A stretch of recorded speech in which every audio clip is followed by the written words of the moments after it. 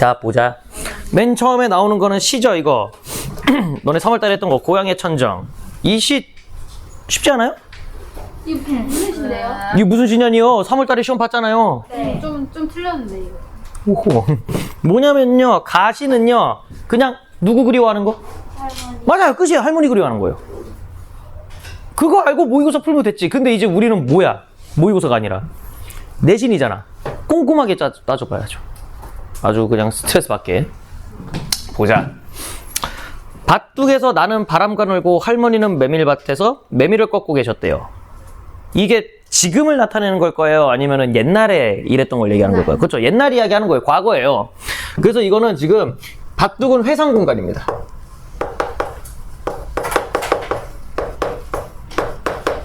내가 지금 회상을 하는 공간은 밭둑이고요. 나라고 지금 뭐가 나와요?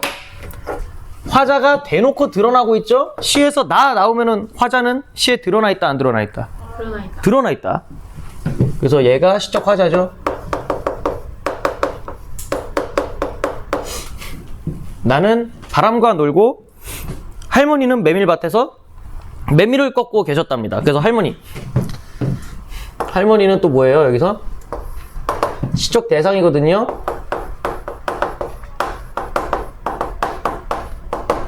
그리고 그리움의 대상이기도 합니다. 시적 대상이자 그리움의 대상.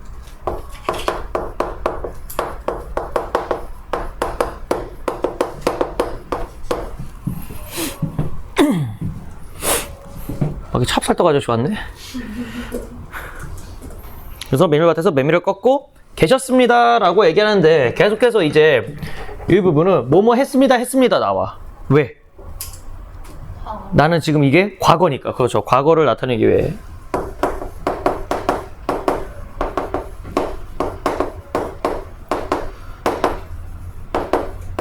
동해.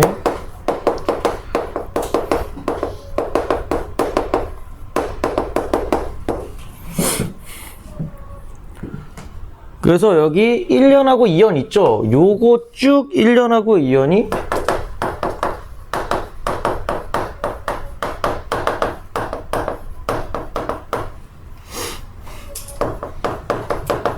할머니와 함께 지낸 과거를 떠올린 겁니다.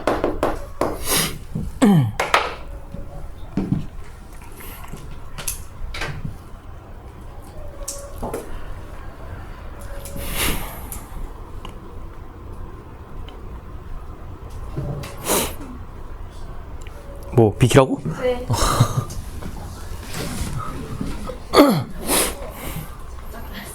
그래서 이제 늦여름의 하늘빛이 메밀꽃 위에 빛났대요. 늦여름이에요. 이거 뭐야? 여름, 봄, 가을, 겨울 이런 거 나오면 시에서 계절. 시간. 를 나타내는 시어다 해서 뭐라고 해요? 이거를 계절 맞아. 계절시요. 계절적 시어죠. 그렇죠. 계절적 시어. 여름인 걸 나타내주고, 하늘빛이 메밀꽃 위에 빛난대요. 이런 얘기 왜 할까요? 뭔가 있어 보이려고 하는 거죠. 그냥.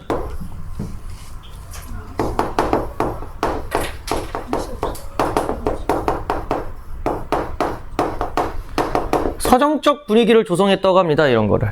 있어 보이려고 했다. 서정적 분위기를 조성했다.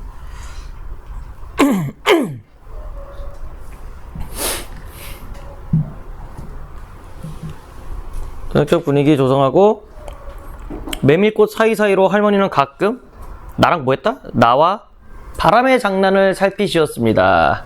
뭐 한 거야? 나랑 뭐 해줬다? 놀아줬다. 할머니가 그냥 나랑 놀아준 거예요, 옛날에. 그래서 마지막 부분 여기는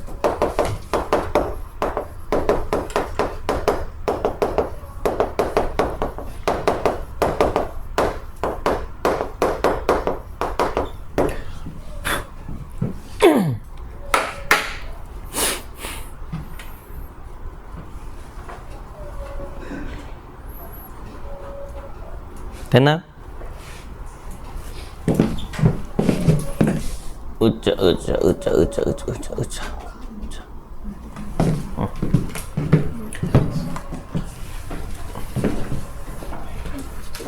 어이구.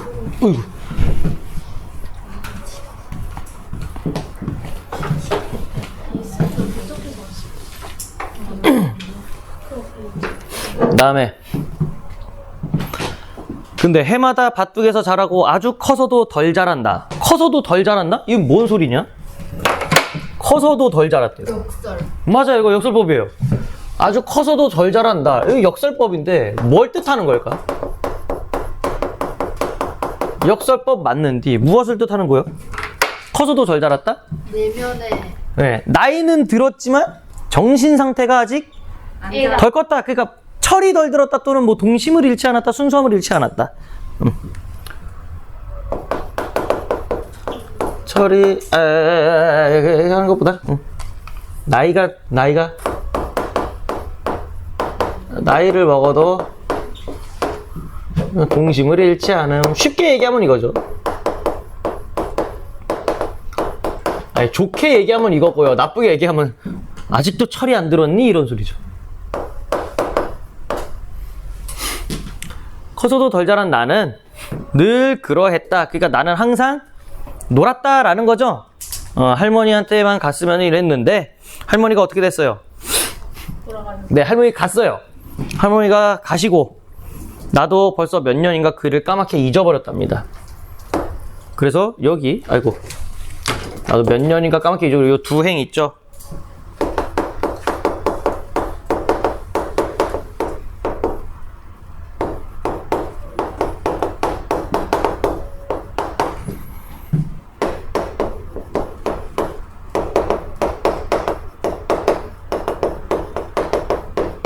그래서 그 메밀밭에서 이제 할머니랑 놀던 거를 생각을 하다가 메밀밭이 근데 어떤지 알아요? 메밀꽃이 허옇게 동그랗게 막 짜라짜라하게 막 엄청 꽃이 펴 있어요. 안개꽃 비스무리하게 생겼어 메밀꽃이. 그래서 이제 뭐야 이제 좀 할머니가 돌아가시고 좀 시간이 흘렀겠죠?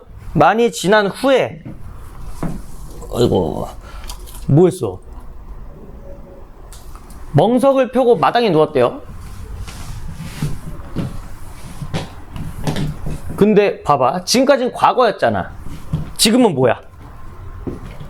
오늘이라고 하니까 이거 보여요? 위에? 오늘이라고 한 거 보니까 이제 뭡니까? 현재예요. 오늘 저녁에 멍석 펴고 마당에 누웠어요. 마당에 누우면서 뭐가 되면요 시상전환 되거든요. 여기서부터 시상전환. 마당에 누우니 팔에 뭐가 이렇게 나? 근데 그때 거 괜찮아지셨어요? 이게 몰라 이게 모락가락해 몸이 이게 또 왜 이래? 오. 진짜 참. 왜요? 이유를 모르겠어. 요즘 막 두드러기나 깔 말르는 게 아니라. 그런 거 없었는데 생겼나? 근데 세연이가 쌤한테 올봤대요. 근데 이게 환절기 때 이게 두드러기가 나는 사람들이 있대요. 근데 나는 최근에 이래. 안 그랬다가 별의별 두드러기가 다 있어요. 환절기 두드러기? 병원 가세요 병원. 이거 보면 답이 없어. 그냥 계절이 하나여야 돼. 이거 뭐 환절기 때 뭐 면역 체계가 바뀌어서 그런다라 뭐라나 그런다는데. 왜 바뀌어요? 모르죠. 뭐 이제 날이 추웠다가 더웠다가 이제 몸이 그거에 적응하느라 그런 건 아닌데. 몰라? 니들은 아직 젊어서 모르는데 난 이제 몸이 가나 봐 슬슬. 아, 안 돼요 쌤. 야씨 불닭 졸라 맛있게 먹어가지고 이게 불닭이랑 묻은 거 말고. 어쨌든 시상전환에서 이제 뭐야 하늘을 보거든요. 하늘 보는데 이제 온 하늘 가득 뭐가 피어 있어? 별.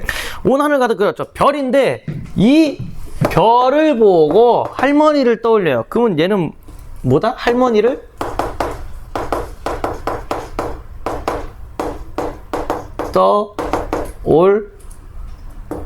떠올리게 한 개 최고요. 별로 피어있는 어릴 적 매미꽃. 그러니까 하늘을 봤는데 별이 많은 거야. 그러니까 뭐 같은 거야? 내가 어릴 때 뛰놀았던 메밀밭. 메밀밭이 생각난 거죠. 그래서 별을 보고 떠올린 것이죠.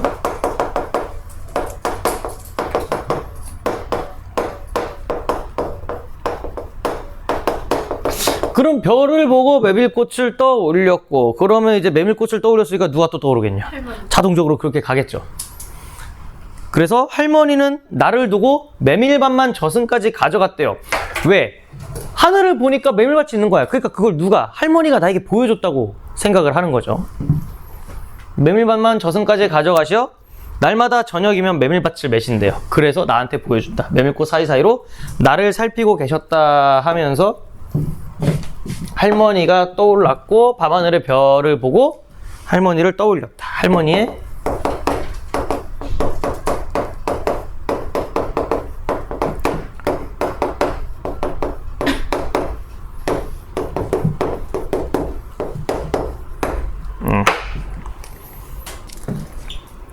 밥물농금. 밥물농금이 뭔지 아세요? 밥 해본 적 있어?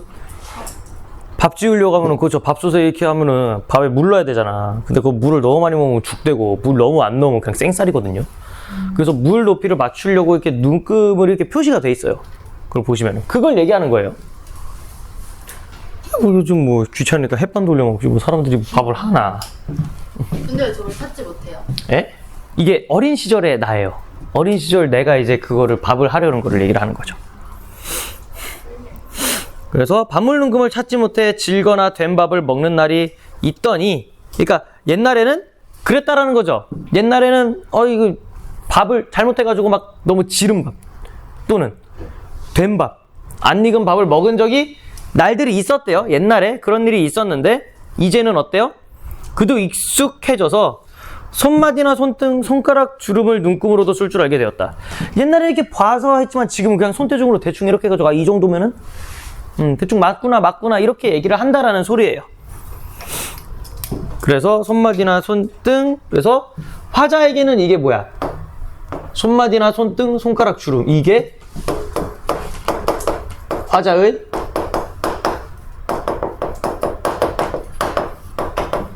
밥물 눈금이죠.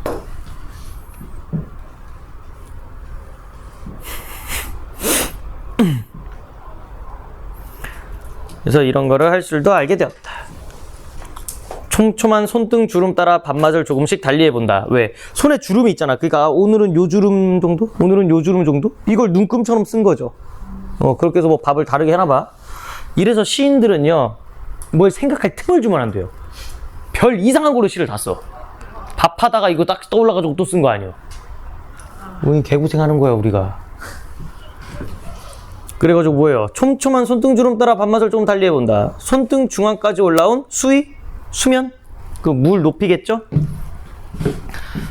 그 중앙까지 올라온 수위를 중지의 마디를 따라 오르내리다 보면 물꼬를 트기도 하고 막기도 하면서 논에 물을 보러 가던 할아버지도 생각나고 별 이상을 다 떠올리네 그냥.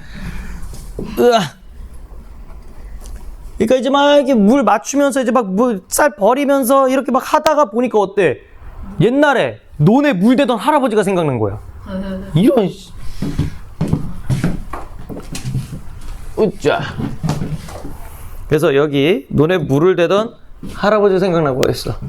논에 물을 들어가던 할아버지 생각도 나고, 저녁 때가 되면 한 끼라도 아껴보자 친구 집에 마시를 가던 소년의 저녁도 떠오른다.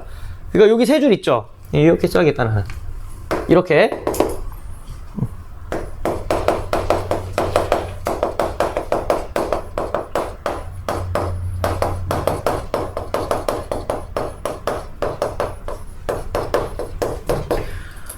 가난했던 어린 시절의 화자.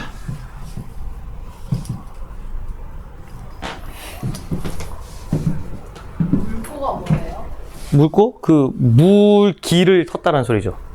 물꼬를 텄다가 이제 이렇게 막혀 있으면 이렇게 물꼬를 탁 틀면 물이 쫙 그런 거지. 그래서 한 끼 아껴보려고 저녁 때 되면 친구 집 가서 밥 얻어 먹었다는 소리입니다. 그만큼 그거였나 봐요. 많이 가난했나 봐. 그래서 한 그릇으로 두 그릇 세 그릇이 되어라 밥국을 끓이던, 한 그릇으로 두세 그릇이 되어라 밥국을 끓인다. 이게 뭔 소리일까요? 연금술사예요?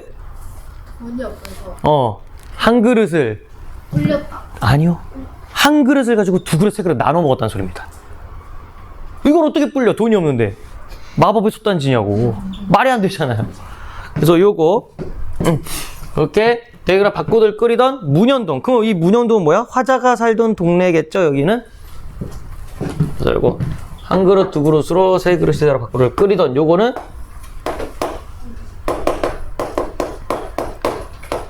한 그릇 되는 양을 가지고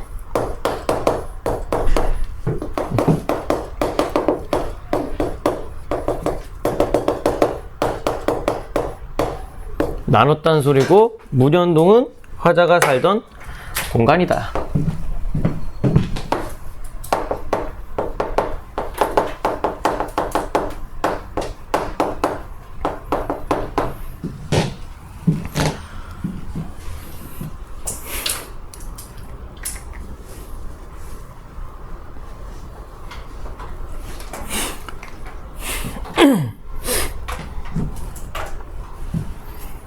그래서 가난한 지붕들이 내 손가락 마디에는 있다. 그러니까 내 유년 시절은 나에게 있다는 거죠. 그렇죠. 내 가난했던 유년 시절의 기억이 나에게 있다. 그 정도로 해석을 하시면 되고요.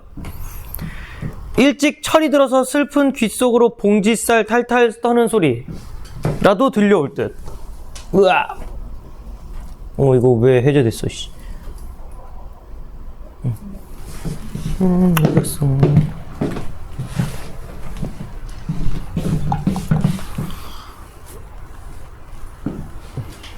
저거 안 끊겼겠지? 잘 되고 있구만.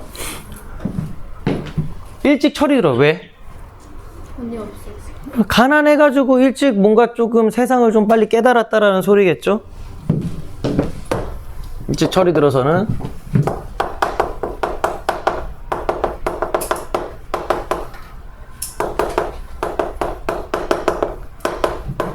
가난했던 환경 탓에 일찍 철이 들었다라는 소리고요. 철이 들어서 봉지쌀 탈탈 터는 소리. 이거는 뭘까? 쌀이 없으니까 가난하니까 한 톨이라도 더 먹으려고 탈탈탈 터는 거죠. 가난했던 유년 시절을 어떤 이미지로?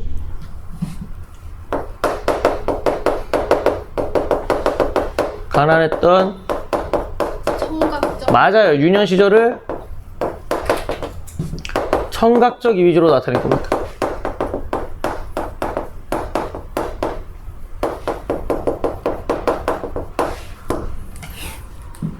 들려올 듯. 참고로 탈탈 터는 소리. 탈탈이면은 뭘까? 다 없어요. 의성어. 탈탈. 탈탈탈탈탈탈탈. 소리를 글로 표현한 거잖아요. 의성어 정도가 되겠죠? 탈탈 터는 소리라도 들려올 듯. 얼굴보다 먼저 늙은 손이긴 해도 얼굴보다 늙은 손이래요. 즉 뭐를 많이 했다? 일을 많이 했다. 그렇죠. 고생을 많이 했다는 거죠. 젊은 나이에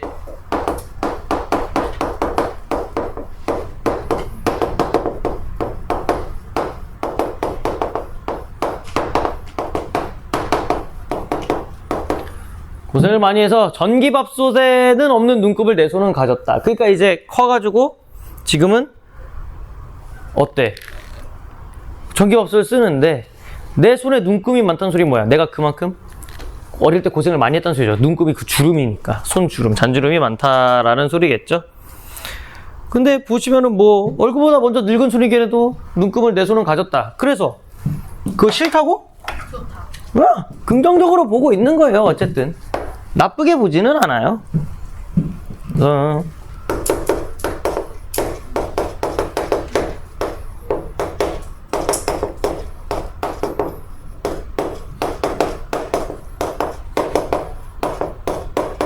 자신 환경이나 상황.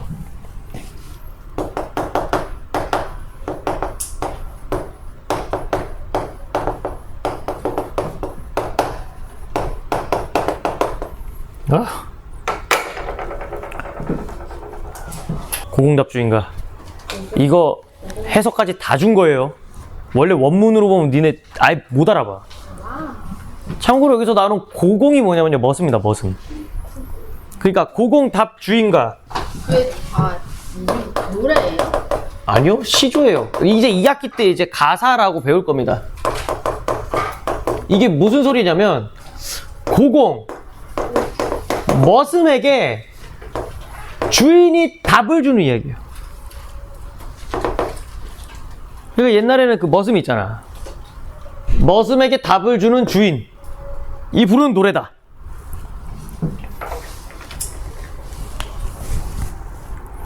왜냐면 원래 고공가라고 있어요. 고공가. 고공가라고 먼저 있어. 그러니까 이제 여기서 나오는 머슴이요. 뭘 나타내면 실제 머슴이 아니에요. 벼슬아치들을 뜻해요. 그렇지가 뭐예요? 벼슬아치, 벼슬하는 사람들. 벼슬하는 사람들 좀 얕잡아 부르는 거? 벼슬아치 뭐 이런 거. 장사치, 벼슬아치 이렇게.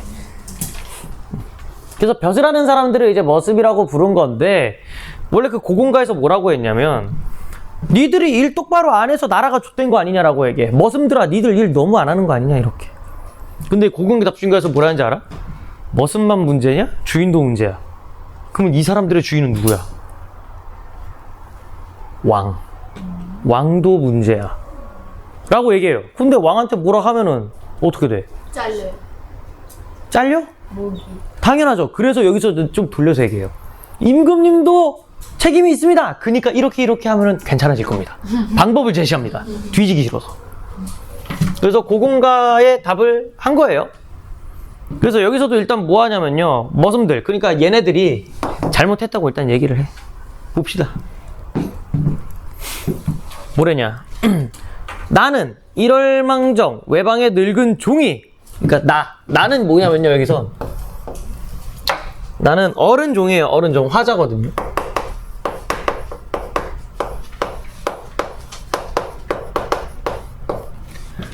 그러니까 이제 어린 종, 어른 종, 늙은 종 이렇게 나오는데 어린 종은 이 하급 관리 밑에 벼슬, 말단 벼슬. 그 다음에 어른 종은 이제 좀 어느 정도 좀 연차가 쌓인 벼슬.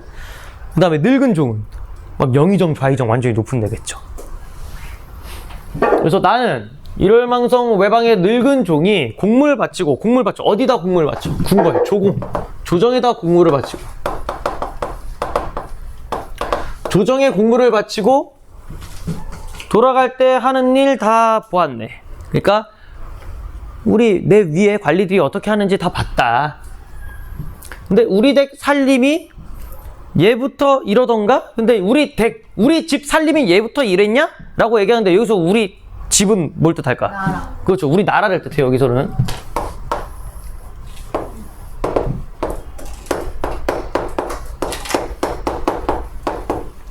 우리나라 살림이 옛날부터 이랬나? 전민이 많단 말이 일국에 소문 났는데 전민은 이제 이게 밭전자예요. 밭을 갈고 사는 백성 해가지고 농민이겠죠. 여기는. 농민이 많단 말이 온 나라에 소문이 났는데 먹고 입으며 드나드는 종이 100여 명이 넘는데도 무슨 일 하느라 텃밭을 묵혔는가? 그니까 밭을 갈고 사는 백성들이 많은데 텃밭 일해 안 해? 묵혔다는 소리는 텃밭을 안 갖고 왔다는 소리야. 즉 나라의 관리들이 일했다 안 했다? 안 했다. 그렇죠. 무슨 일을 하느라 텃밭을 묵혔는가? 이거 왜 물어보는 거예요? 서리법. 그렇죠. 이거 물어보는 거 아니에요. 강조하는 거죠. 왜 이랬어? 라고 이제 물어보는 거라 이건 서리법이고요. 여기서 얘기하는 거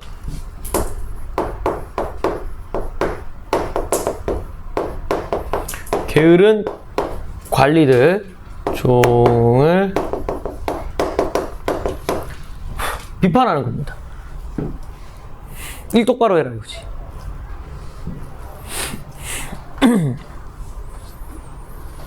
농장이 없다던가 호미 현장 못 가졌냐? 그러니까 농기구 있어 없어? 없다. 아, 있어요. 못 가졌냐? 있단 소리예요. 그러니까 다 있는데 왜 안 하냐? 날마다 뭐 하러 밥 처먹고 다니면서 열나무 정자 아래 낮잠만 쳐자냐? 그러니까 뭐요? 아니 먹을 거 다 먹고 쉴 거 다 쉬어놓고 왜 할 일 안 해? 계속 얘기하는 거예요. 예.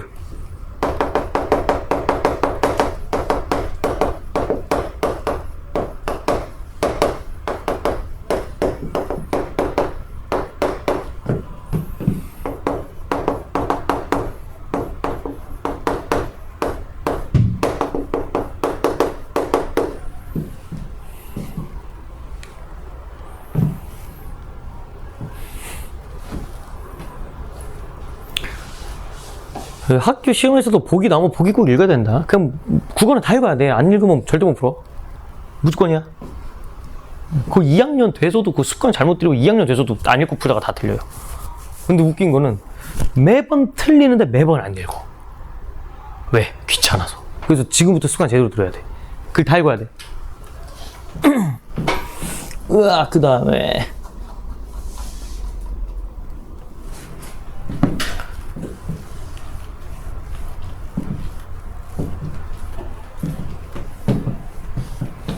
보자. 이거 누구 탓이다? 애들 탓이냐? 우리 댁의 종의 버릇, 우리나라의 관리들이죠. 우리 댁 종의 버릇 보노라면 이상하대요. 왜? 소 먹이는 아이들이 상마름을 능욕해요. 소 먹이는 아이들? 그러니까 소 염을 먹이는 애기들 있죠. 애기들이 상마름, 높은 종들을 능욕한대. 여기서 아이들이라고 나타나는데 얘네도 누굴까? 하급 관리. 네, 맞아요. 낮은 관리.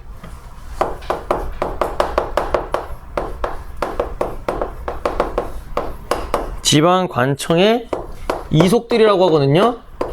그러니까 되게 낮은, 그러니까 그 관리들 도와주는 애들 있죠. 그러니까 학원으로 따지면 조교쌤들. 선생님 말고 조교쌤들이 상마름을 농격해요. 상마름은 뭐야?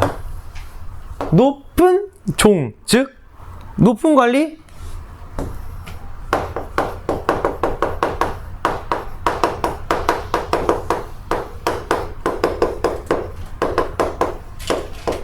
지방 관청의 수령들을 얘기해요. 그래서 여기 보시면 하급 관리가 오히려 위에 있는 애들을 능욕해. 하극상이 일어나고 있는 거죠.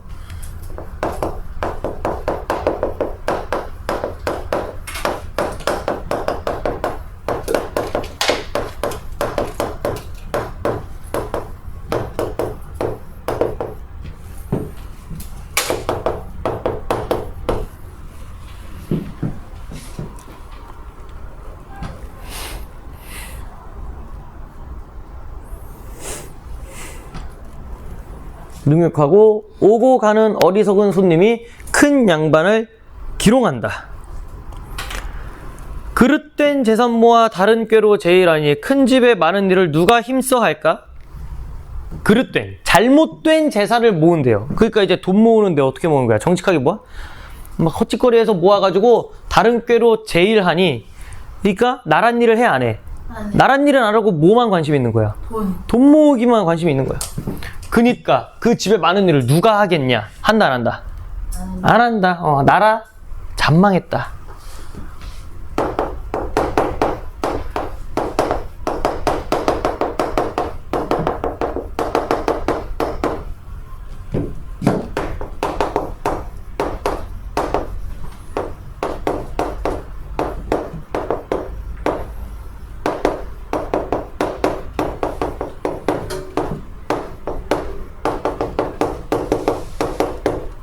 부정한 방법으로 재물 모으기에 열중하는 관리들 비판하는 겁니다.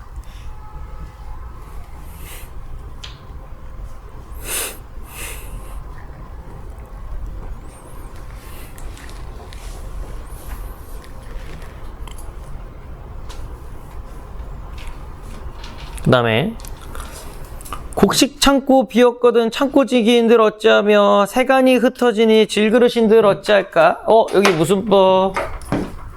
이 무슨 법? 무슨 법? 뭐뭐하든 뭐뭐하며 뭐뭐한들 뭐뭐하냐. 아직 1학년이라 이게 바로바로 안 나오는구만. 비슷한 문장 구조가 반복되고 있잖아요. 네, 이게 대꾸죠. 대꾸법. 문장 구조 반복되는 거. 뭐뭐한들 뭐뭐하며 뭐뭐한들 뭐뭐할까.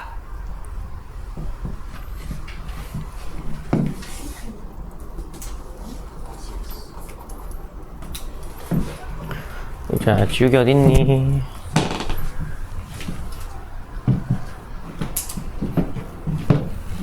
의자. 기말에는 또 갑자기 6월 모의고사 들어간다고 하는 거 아니야? 갑자기 또 피곤한데? 어쨌든 내 잘못된 줄 내 몰라도 남 잘못된 줄을 모르겠는가? 이것도 서리법이죠. 내 스스로의 잘못은 몰라도 남 잘못은 내가 알 수 있다. 풀어헤찌거니 맺히거니 헐뜯거니 돕거니 하루 12때 어수선을 핀 것인가? 그러니까 관리들이 지 할 일 안 하고 뭐 하고 있다는 거야? 어수선만 부리고 있다라고 계속 까고 있는 거죠. 그래서 여기 부분 이 두 개도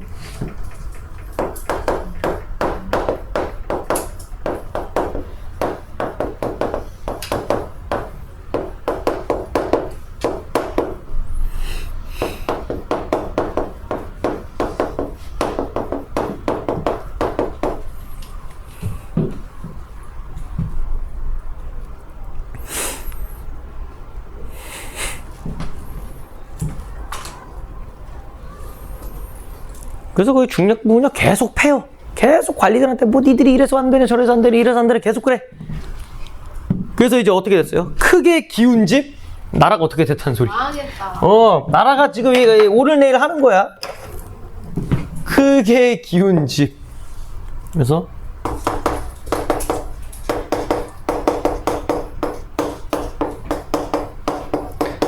이게 아마 배경이 일제강점기래다.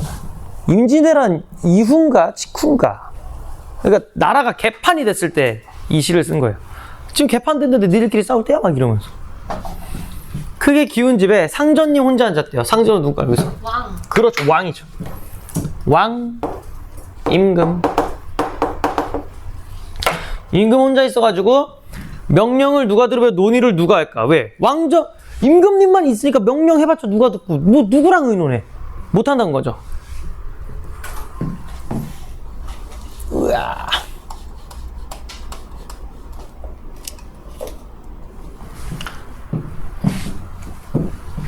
으아.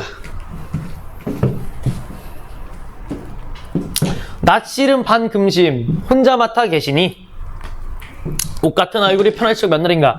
이거 되게 많이 나온다. 이 시행이 그냥 맨날 나와. 2학기 되면요 맨날 볼 거예요. 옷 같은 얼굴이 뭔 소리야. 옷같이 희고 예쁜 얼굴인데 그만큼 임금의 얼굴이 많이 상한다는 소리죠. 그래서 요거 옷 같은 얼굴.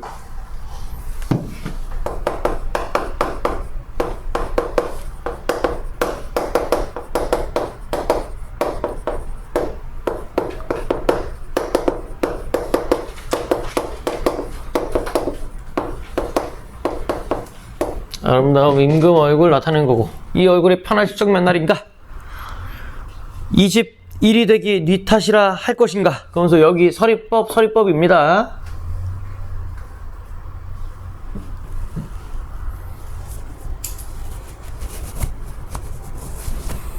그래서 생각 없는 종의 이름 묻지도 아니하려니와 돌이켜 생각하니 상전님 탓이로다. 뭐? 누구 탓? 임금 탓도 하죠. 여기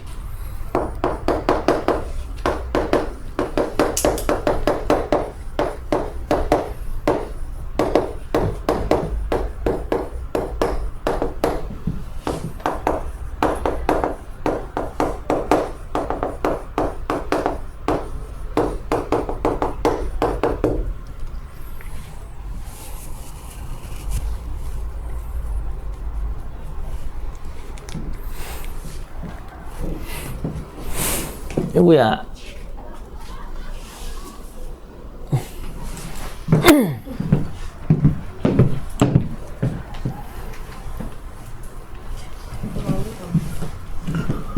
누구야?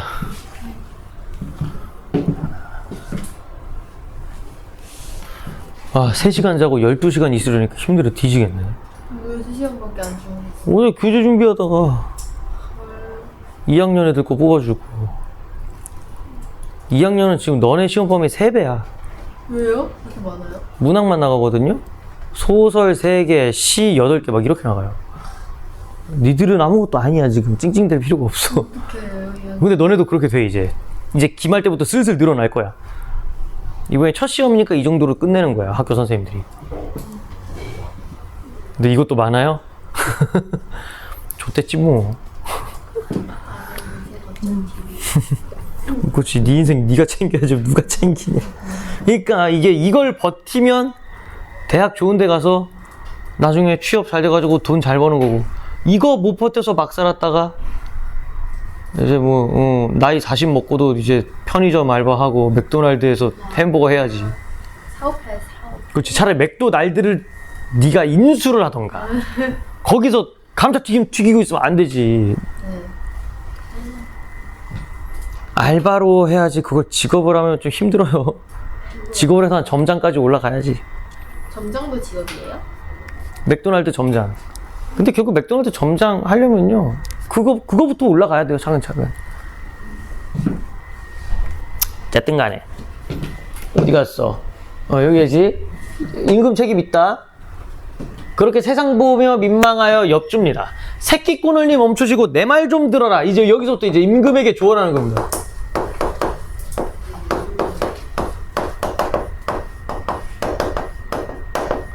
헛짓거리 그만하고 내 말 좀 들어봐라.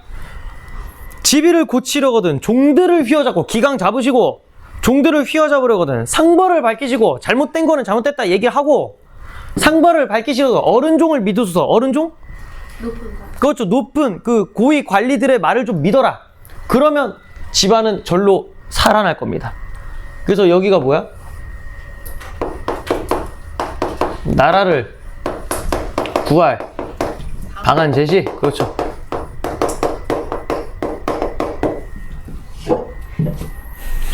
그래야 안 죽지. 임금 탓도 있습니다 이러고 끝냈으면요, 지 인생도 끝나요. 여기 이래야 됩니다 임금님, 이렇게 해야 얘기해야지. 간언해야지.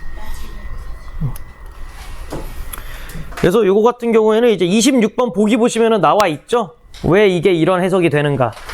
그래서 실전에서는 보기부터 풀고 문제 푸시면 돼요. 보기에서 다 알려줘요. 오케이? 요렇게 푸시면 된다. 그 다음에 나는 수필인데 이거 해볼 수 있어요? 수필은 같이 할 필요가 거시기긴 한데. 수필은요 얘들아, 너네 근데 그거 구분 못하더라. 소설하고 수필하고 다른 점이 뭐야? 소설하고 수필하고 다른 점이 뭐예요? 서술자의 관점에 따라. 소설하고 수필. 소설은 일단 구랍니다. 팩트가 아니에요. 소설은, 수필은요? 자기가 수필은 자기가 직접 경험한 거 쓰는 거예요. 소설은 걔 구라야 지가 겪은 거 아니야. 그냥 지가 만들어낸 거야. 야, 거길 잡으면 더럽지. 그거 다 안 닿지. 좀 위에 정지. 조금해서 그런 거 아니야? 쫙 당겨. 쫙 당겨. 더 당겨. 힘드는데? 더 당겨. 손잡이를 좀 더 가깝게 잡아야 되지 않을까? 응. 그리고 확 당겨.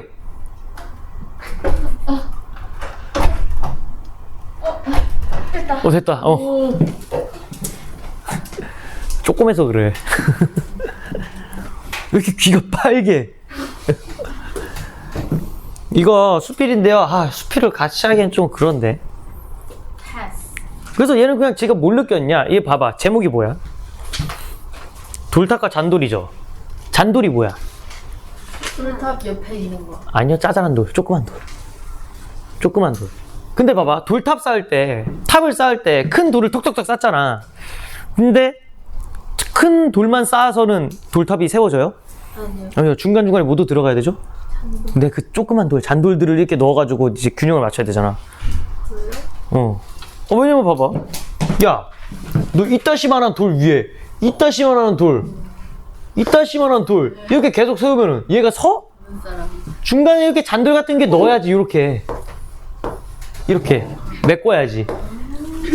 여기서 얘기하는 게 이거야. 돌탑 쌓을 때 잔돌을 넣어야 된다. 그러니까 눈에 띄는 사람이 아니어도 꼭 필요한 사람이 되어라. 이런 소리예요, 요수필은. 지가 그래서 깨달음을 얻은 거를 우리 독자들에게 교훈 주고 싶어서 쓴 글입니다. 그래서 솔직히 수필 나오잖아요? 점수 먹고 들어가는 거예요, 얘는. 같이 읽을까요? 네, 아니면 니들이 읽고 한번 그냥 문제 풀어볼래요? 읽어주세요. 개새끼들. 근데 이거 진짜 필기할 게 없어요. 그냥 얘는 뭔 소린가만 내가 얘기를 해줄게요. 그래서 얘는 수필이고 실제 겪은 일입니다. 누가? 내가. 작가가 실제 겪은 일을 우리에게 얘기해 주는 거예요. 사람답게 살아라라는 말은 소설가 김정한이 평생을 두고 자주 한 말이다. 나는 그의 문장 가운데 다음의 구절을 좋아한다. 어딜 가도 산이 있고 들이 있고 그리고 인간이 살았다. 인간이 사는 곳에는 을의 나뭇가리가 있고 그 곁에는 코올리 개들이 놀곤 하였다. 조국이란 것이 점점 가슴에 느껴졌다. 이 명료한 문장을 읽고 있으면 사람이 때를 이루어 사는 세상의 풍경이 한눈에 들어오는 것만 같다. 그것도 느리고 큰 자연과 더불어 사람의 생활이라는 것도 눈에 들어오는 문장이다. 이래저래 만나게 되는 사람들과 이런저런 사연으로 이별을 경험하게 된 사람들, 그리고 그들의 눈물과 사랑을 하고 있는 저 뜨거운 가슴도 짐작을 하게 된다. 조각돌처럼 까다롭고 별난 사람도 있고, 자, 사람을 어디다 비유하고 있죠? 돌에 비유하고 있는 거죠. 몽돌처럼 둥글둥글한 사람도 있고, 조각을 한 듯 잘생긴 사람도 있고, 마음에 태풍이 지나가는 사람이 있고, 마음에 4월에 봄볕이 내리는 사람도 있다. 그들 모두 하나의 무리를 이루고 사는 것이 이 세상 아닌가 싶은 생각이 드는 것이다. 자연물에다가 사람을 빗댔네요. 그러니까 자연도 이런 돌이나 뭐 꽃이나 태풍이 이렇게 어우러져 살듯이 사람도 그렇게 같이 다 사는 거 아니냐라고 얘기를 하고 있는 거죠. 밖에 노래 부르는 거냐? 그냥 토요일이라고 다 뛰쳐나와서 술 먹고 신났지. 부럽다 씨. 나는 가끔 생각하기를 마당이 있는 집이 마당이 있는 집이 4개 있다면 주변의 돌들을 모아서 돌탑을 쌓고 싶다고 소망한다. 그리고 나의 아이들과 아내에게도 돌탑을 하나씩 쌓을 것을 부탁하고 싶다. 산사에 올라가다 보면 길가나 바위 위에 누군가 쌓아 올린 돌탑들처럼 나의 작은 마당 한쪽에 돌탑을 쌓아놓고 싶은 것이다. 도대체 미치겠다 밖에. 이거 뭐지? 어쨌든 여기서 뭐 하고 싶대요? 내 마당이 못 쌓고 싶대. 돌탑 쌓고 싶다는 얘기를 뭐 이렇게 길게 하냐? 말이 많네. 왜 그러는 거야? 쌤도 한번 불러주시면 안 돼요? 창문 열고? 창문 열고 개새끼야. 도대체 왜 이렇게 구슬프게 불러? 또 봅시다. 근데 여기가 이제 핵심이에요. 아래에는 큰 돌이 필요하고 위를 향해 쌓아갈수록 보다 작은 돌들이 필요할 것이다. 이거 밑줄 치세요. 이게 이제 우리 작가가 얘기를 하고 싶은 거겠죠.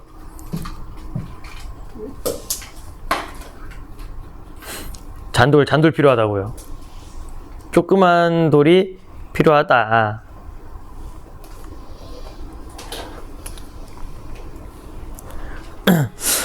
그래서 아래에는 큰 돌이 필요하고 위를 향해 쌓아갈수록 보다 작은 돌들이 필요할 것이다. 그리고 각각의 장소에서 구해온 돌들은 각각의 크기와 모양과 빛깔을 지니고 있을 것이다. 반듯한 것도 있고 움푹 팬 것도 있을 것이다. 마치 여러 종류의 꽃과 풀들이 자라나서 하나의 화단을 이루듯이 그 돌들은 서로 엎고 엎여서 하나의 탑을 이룰 것이다. 이것도 뭐야? 돌을 어디다 비유했어? 여러 꽃이 화단을 이루듯이 여러 크기의 돌들도 하나의 돌탑을 이룰 거래요. 그런데 돌탑을 쌓아본 사람은 돌탑을 쌓는 데는 잔돌이 필요하다는 것을 알 것이다. 큰 것만 필요한 게 아니라는 거죠. 눈에 띄는 것만 필요한 게 아니다. 불안하게 기우뚱하는 돌탑의 층을 바로잡아 주려면 이 잔돌을 괴는 일. 괴다가 뭔지 아시죠? 여기 턱 괴는 거 이렇게 기대 놓는 거. 괴는 일은 무엇보다 필요하다. 잔돌을 괴물 없어 탐은 한 층 한 층 수평을 이루게 된다. 못생긴 나무도 숲을 이루는 한 나무요. 쓸모없는 나무는 없다는 말이 있듯이, 자, 이거 보잘것없고 작은 잔돌이라도 탑을 올리는데 꼭 필요하다. 돌탑을 여기 밑줄 치세요. 못생긴 나무도 숲을 이루는 한 나무요. 쓸모없는 나무는 없다는 말이 있듯이 보잘것없고 작은 잔돌이라도 탑을 올리는 데는 꼭 필요하다. 그러니까 뭐야? 보잘것없어도 어떻다? 필요하다. 필요하다. 중요하지 않은 것은 없다는 거야, 세상에.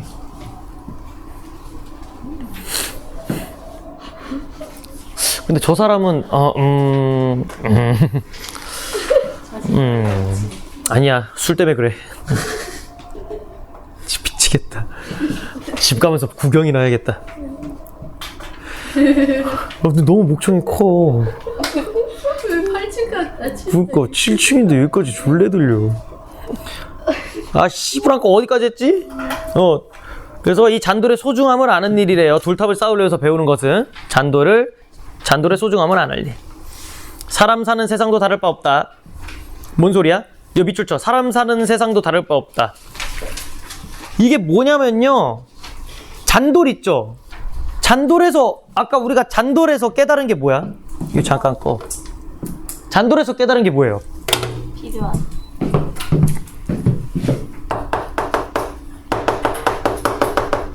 돌삭과 잔돌 이야기 있죠? 여기서 어디로 가고 있어? 사람 사는 세상도 다를 바 없다고 하죠. 그러면서 지금 생각이 어떻게 되고 있어요? 생각의 확장이거든요, 이게.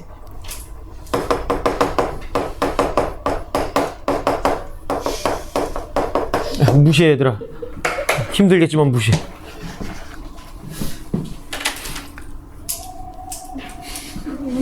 더 열심히 부른다. 선생님 무시하라고 하셔서 더 이러는 것 같은데. 총 가져와.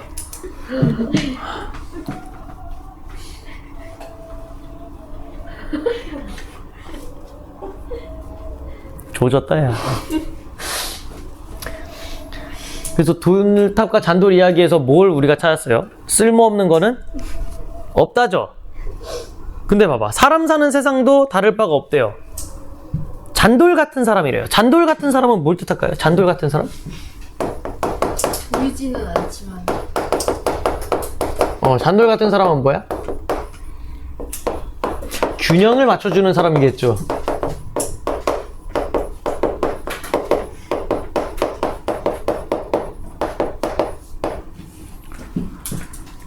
균형을 잡아주는 사람이 필요하대요. 의견이 맞지 않아 다툴 때 그 대화의 매정한 분위기를 무너뜨려주는 사람이 우리 주변에는 덜어 있다. 잔돌처럼 작용해 의견이 다른 사람들의 의견과 의견의 대립을 풀어주는 사람이 있다. 이런 부드러운 개입에 고마움을 우리는 간혹 잊고 사는 것이 아닐까 싶다. 그러니까 존내 조그매 보이지만 매우 큰 일을 해주고 있죠. 잔돌이 그러듯이 잔돌 같은 사람도 그런다. 근데 이렇게 돌멩이 이야기하다가 우리 사람 사는 이야기로 왔잖아요. 이런 거를 무슨 방식이라고 해요? 어떤 방식을 통해 생각을 확장했다? 이거 알아두세요. 유추의 방식. 나올 것 같아요, 이거. 유추의 방식을 통해 생각을 확장한 겁니다. 유추가 뭐냐면 유사성을 드는 거야. 비슷한 점. 이거 어떤 식으로 문제 나와요? 이거 무슨 방식 썼냐고 대놓고 그냥 물어볼 겁니다. 그럼 이제 5가지에다가 무슨 방식 쓸 거야. 진짜요? 그럼 그냥 우린 유추 따지면 돼.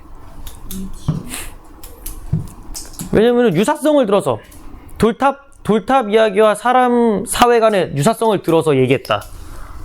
뭐가 있어? 돌탑도 균형을 잡아주는 잔돌이 있어야 되지. 사람들도 의견이 다를 때 뭐 같은 사람이 있어야 된다? 잔돌처럼 균형을 맞춰주는 사람이 있어야 된다. 균형 잡아주는 사람이 있어야 된다. 그런 것들이 다 뭐야? 유사성을 들어서 생각을 확장했기 때문에 이걸 유추의 방식이라고 얘기를 해요.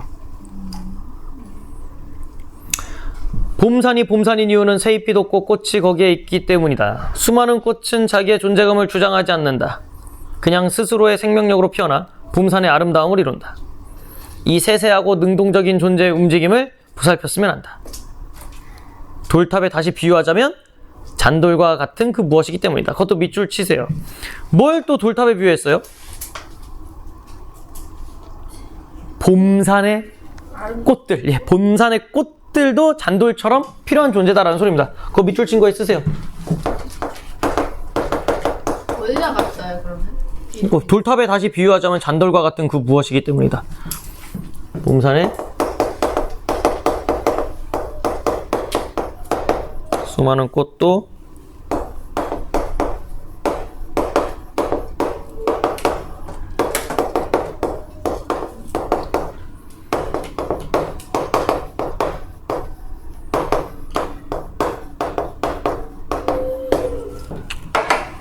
야, 이거 하고 뭐 문제 풀어봐.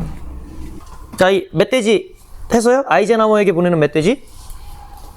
이거 뭐냐면요, 이거 배경이요 6.25입니다. 6.25 때 6.25를 배경으로 하고 있고요. 여기서 얘기하는 게 이제 나가 관찰자예요. 나 관찰자고 주인공이 이제 여기서 나오는 무슨 형인데 그 형 이름이 뭐지? 뭐 창권이 형. 창권이 형이 여기서 주인공이거든요. 창권이 형이 그 배운 게 없어요. 배운 게 없는데 어느 날 막 애국 독립투사가 되어 있고 그래. 애국 청년 이런 걸로 돼 있어.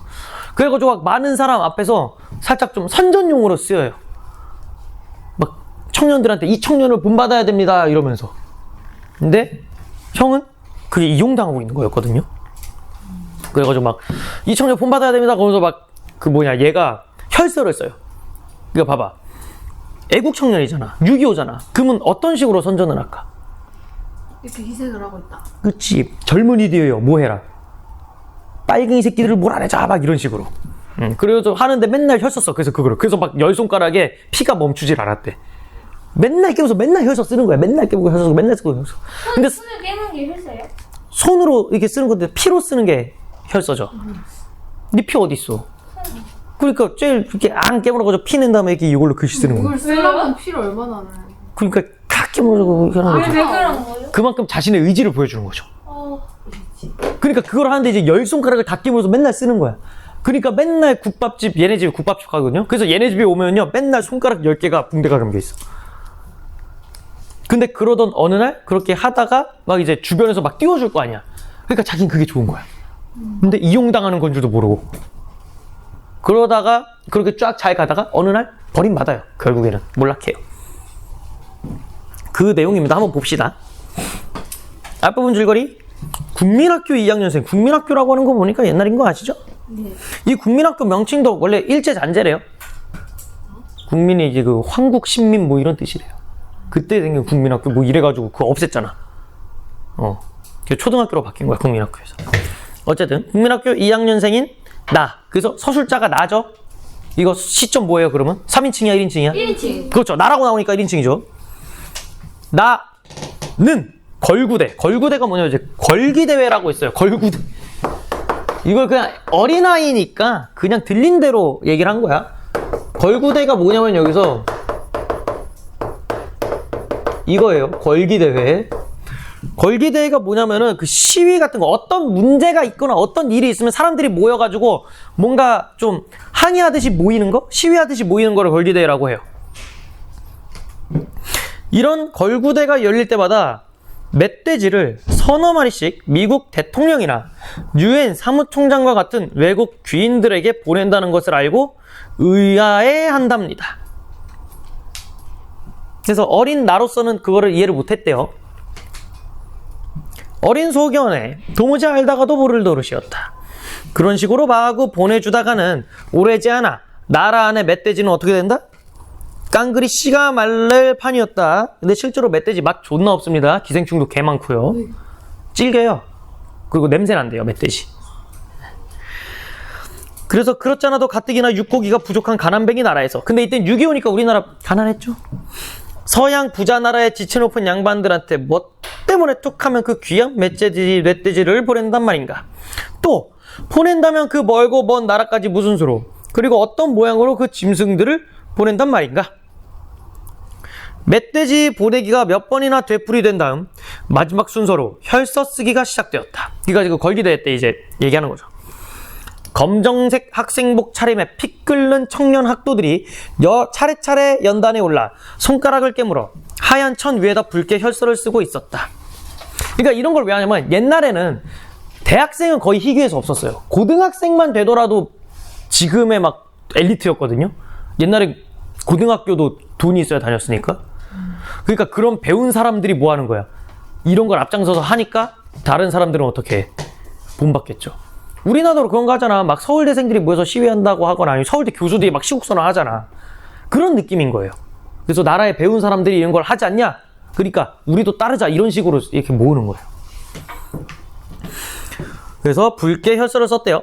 그쯤에서 진력이 날 대로 나버린 그 녀석들이 나를 향해 자꾸만 눈짓을 보냈다. 왜? 진력이 났다는 소리면 이제 힘이 다 빠졌다는 소리야. 그러니까 이게 보다가 이제 뭐 하는 거야, 애들은 어리니까. 야, 째자. 이러면서 이제 눈치 하는 거죠. 엎어지면 코 닿을 자리에 집이 있는 내가 몇몇 친한 녀석들을 데리고 몰래 광장을 빠져나와 걸구대가 끝날 때까지 우리 식당에서 즐거운 시간을 함께 보낸 적이 종종 있었던 까닭이다. 녀석들과 함께 걸구대에서 막 도망쳐 나오려는 순간이었다. 바로 그때 새롭게 연단에 오른 청년의 모습이 내 발목을 꽉 붙잡았다. 그보다 앞서 혈서 쓴 학생들과는 달리 그는 학생복 차림이 아니었다. 검정물로 염색한 군복을 걸친 그 흡수룩한은 허름하다는 뜻이에요. 허름한 모습이 먼 빛으로 봐도 멀리서 봐도 어쩐지 많이 눈에 익어 보였다. 밑줄 치세요. 어쩐지 눈에 많이 익어 보였다. 새롭게 올라온 사람이 아니다. 아니 방금 얘가 새롭게 올라온 청년이잖아. 연단은 이런 거예요. 이런 거 이렇게 높은 곳 단상 같은 거.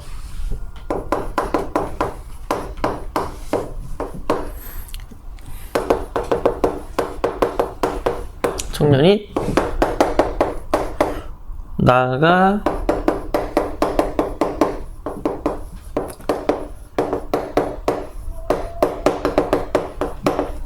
어디서 낯이 익은데? 이러는 거야. 근데 이제 봐봐. 만약에 아는 사람이라고 하면 뭐가 문제일까? 항상 이렇게 뭐 앞장서서 얘기하면요. 좋게 끝나요?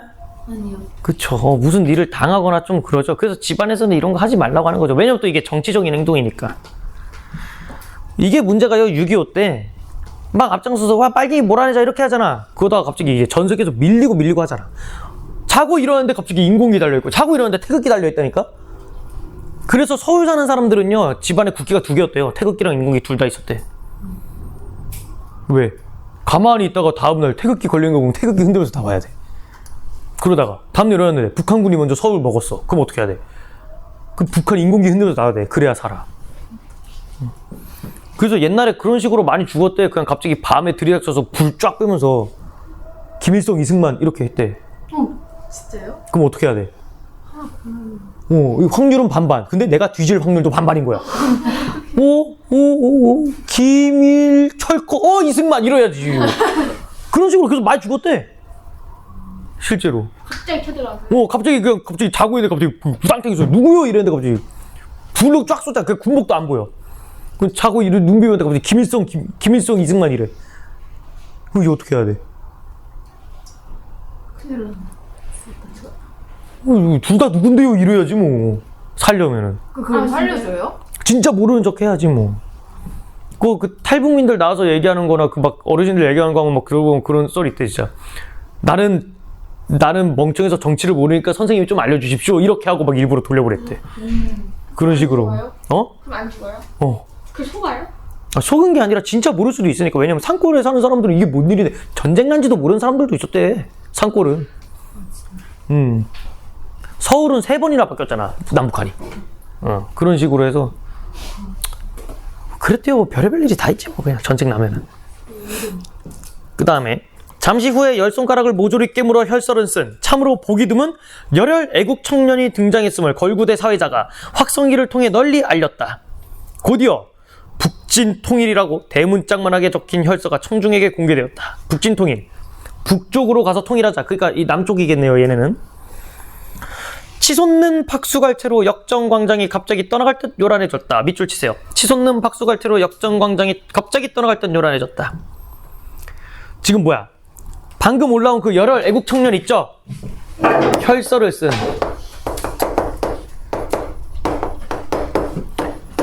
열혈 애국 청년이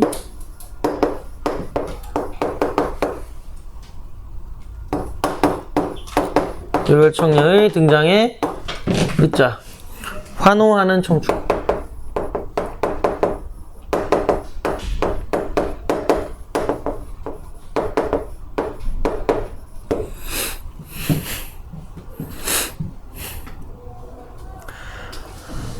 네, 설마 그럴 리가 있겠느냐고. 혹시 내가 잘못 봤을지도 모른다고 생각하면서 나는 고개를 저었다. 왜? 뭐 저기 있는 사람이 설마 내가 아는 사람인가? 믿어 안 믿어? 안 믿는 거죠. 에이 그럴 리가 있나? 에이, 우리 집에 저런 사람이 있나? 라고 하는 거죠. 그래서 자신이 아는 사람이 아닐 거라고 생각을 해요. 나는 몇몇 그부들과 함께 슬며시 광장을 벗어나고 말았다. 근데 내가 결코 잘못 본 게 아니라는 사실이 이윽고 밝혀졌다. 창권이 형은 10손가락에 빨갛게 핏물이 밴 붕대를 칭칭 감은 채 밑줄 치세요. 창권이 형 사촌형이거든요. 사촌형이 10손가락에 붕대를 감고 있어요. 이 새끼였습니다. 창권이 형. 그래서 광장에서 나가 본 열혈 애국 청년이었습니다.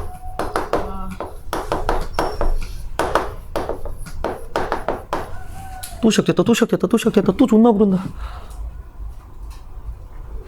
이제 좀 비트가 좀 빨라진 것 같은데? 라이브, 이제 좀 발라드에서 좀 댄스곡으로 넘어가신 것 같아요.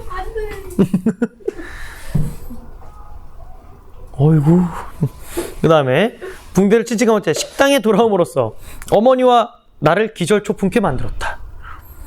너무도 어처구니가 없는 나머지 어머니는 형이 돌아오면, 근데 친형이 아니에요. 사촌형이에요. 돌아오면 퍼부으려고 잔뜩 벌려서 장만했던 욕바가지를 꺼내들 엄두조차 못 낼 정도였다. 그러니까 이제 욕하려고 했더니 더 얼탱이가 없어서 욕도 못한 거야.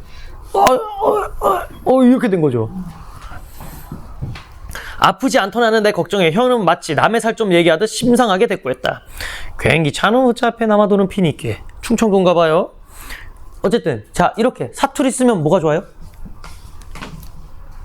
신비감 있어요. 사투리 쓰면 뭐가 좋아요? 사투리 사용하죠. 근데 이렇게 소설에서 사투리 쓰면 뭐가 좋냐면요, 현장감이 느껴집니다. 내가 직접 거기에 있는 것 같은 그런 걸 줘요. 이건 외우셔도 돼요.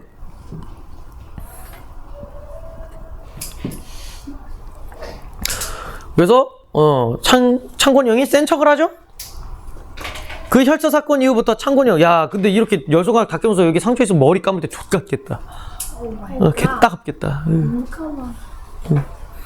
혈서 사건 이후부터 창곤이 형은 자기 몸 안에 들끓는 더운 피를 덜어내기 위해 이따금 주먹으로 자신의 콧중빼기를 후려쳐 일부러 코피를 쏟아내야 하는 수고를 더 이상 할 필요가 없게 되었다. 이 말이 뭐냐면요, 그냥 우스갯소리로 한 거예요. 그냥 계속 피가 마를 날이 없었다는 소리야. 계속 손으로 계속 씹어서 이게 혈서 쓰니까. 그리고 환장했다. 진짜 신난다 보다. 그리고 말 맞다나 형은 정말 우리 식당에서 아무짝에도 쓸모없는 인간으로 완전히 바뀌어 버렸다. 왜? 식당 입장에서는 손가락 이지랄인데 일해 못해. 못하지. 그러니까 쓸모가 없어진 사람이 됐다는 거야. 그러니까 이제 우리 엄마 입장에서는 야마가 도는 거지. 아, 알바 하나 잃었네. 역전 광장에, 역앞 광장에서는 사흘이 멀다 하고 크고 작은 걸구대가 잇따라 벌어졌다. 덕분에 형의 상처난 손가락들은 좀채 아물 새가 없었다. 왜?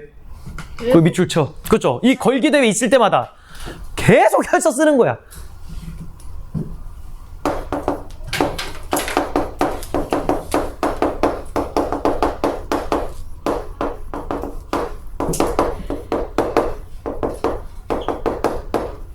진격의 거인 봤어요?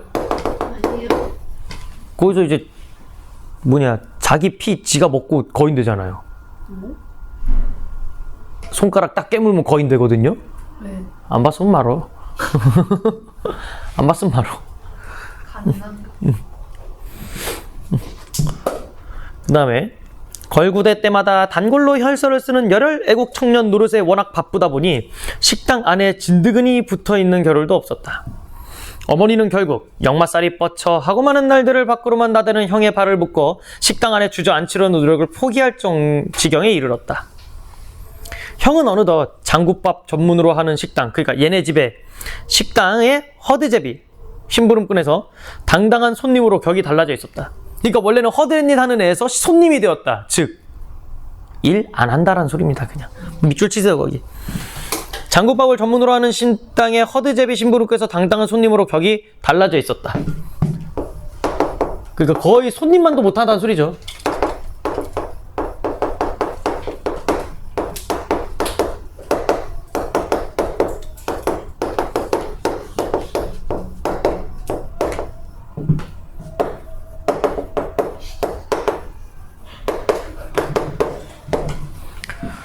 아, 명수 형 학원 이사 가요, 제발. 터가 안 좋아. 아, 내일은 저기서 하자. 개오바야. 진짜 개오바야. 내일은 저쪽에서 하자. 5층 저쪽이 깔끔하고 좋거든요. 아니, 그러니까 조용하지 않을까요? 어? 아니지, 술 먹는 사람들이 그런 거 가리냐? 일요일이면 또 아주 처절하게 부를 수도 있어요. 어떡해. 그 다음에 중요한 일로 높은 사람들을 만나러 간 다음에 아침 일찍 집을 나선 창권이 형이 해 진력에 닿았다가 가까워질 때 고등학생으로 변해 돌아왔다. 밑줄 치세요. 창권이 형은 고등학교를 안 나왔습니다. 어디를 익히셔요? 고등학생으로 변해 돌아왔다. 거기 창곤이 형은 창곤이 형이 고등학생인 척. 얘 고등학생 아니에요.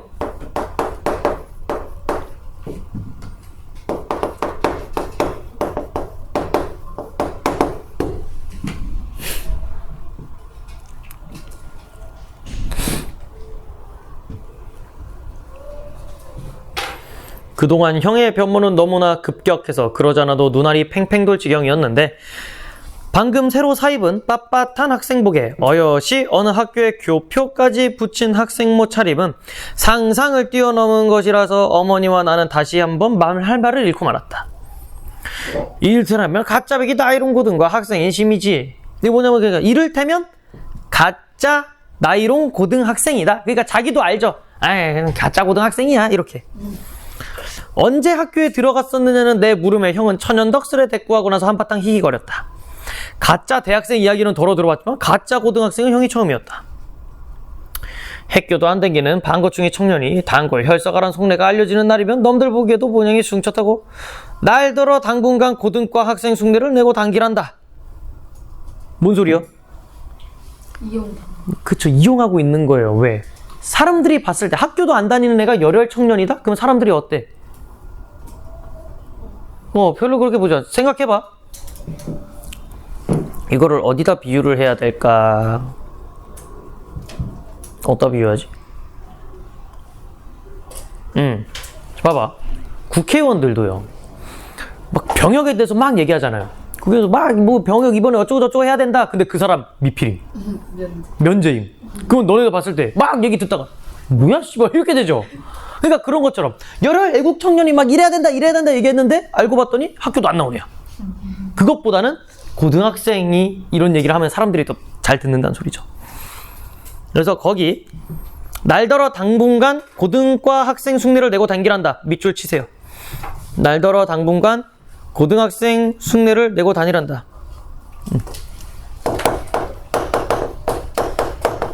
누구의 지시로? 높은 사람들의 지시로 고등학생인 척 하는.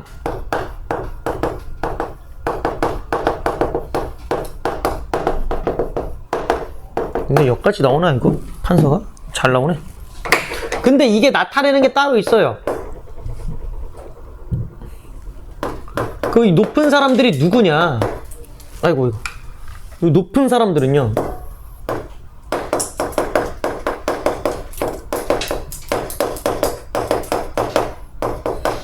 대중을 기만하는 권력층.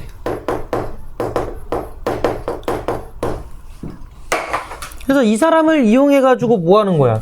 사람들을 속이고 있는 거죠.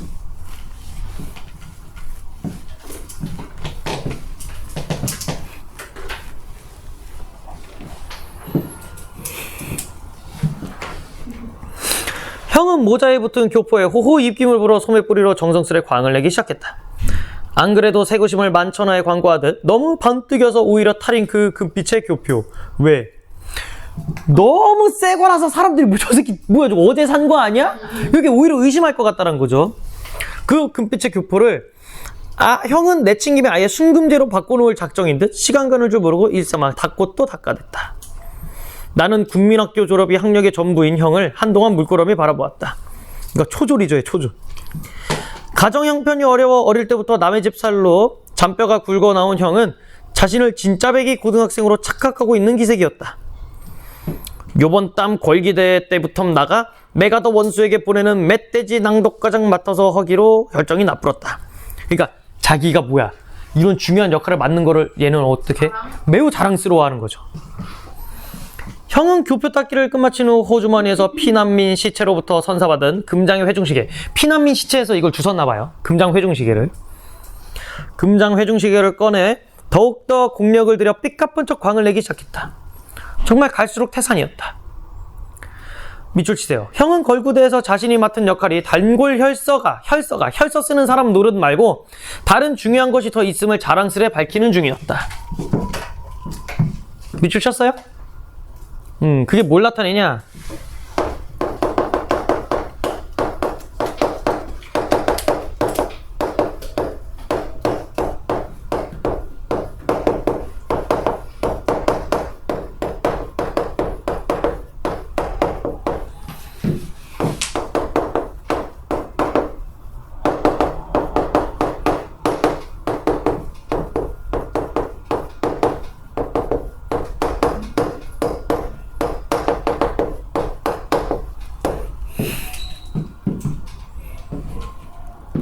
병신이죠?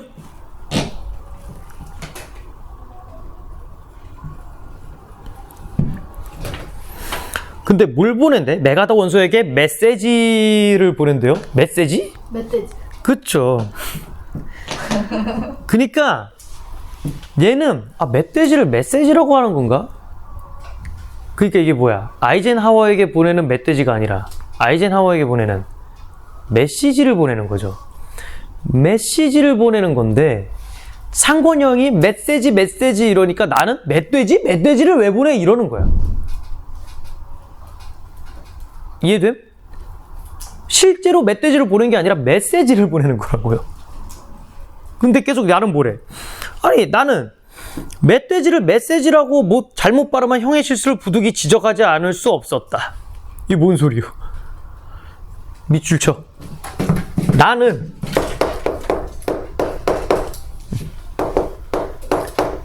메시지를 멧돼지로 어디다 밑줄 쳐요? 나는 멧돼지를 메시지라 잘못 발음한 형의 실수를 지적하지 않을 수 없었다. 오해하고 있으면 쓰자.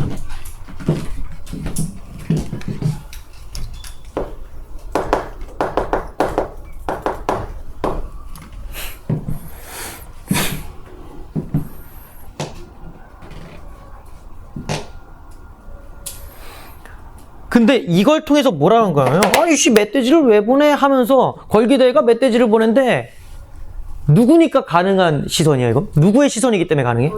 어린아이이기 때문에 가능한 거죠. 근데 어린아이가 이렇게 봄으로써 뭐야? 저 걸기대가 제대로 된 것 아니다? 아니다라고 풍자하는 거예요.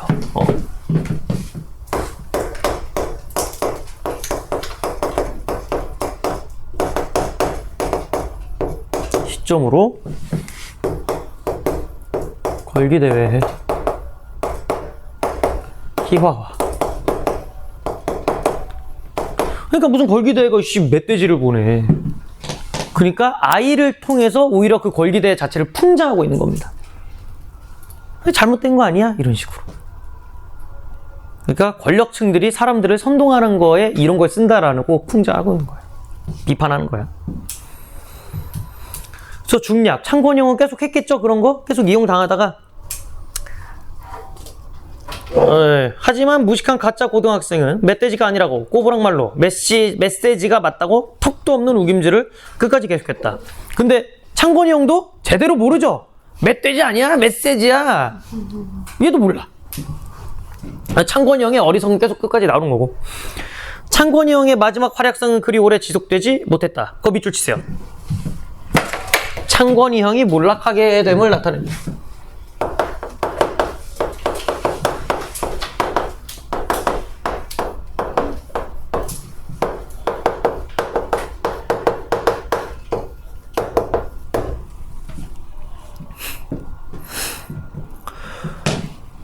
그날도 형은 군산으로 원정을 떠나 적성 중립군 감시위원들의 추방을 요구하는 시위대의 선두에 섰다. 시위 분위기가 무르익자 형은 그만 흥분을 가누지 못하고 미군 부대 철조망을 타넘는 만용을 부렸다. 총 맞으려고 미쳤죠? 전시 중에 미군 부대 담을 넘어요. 바로 그때 경비병들이 송하지마란 셰퍼드를 풀어놓았다.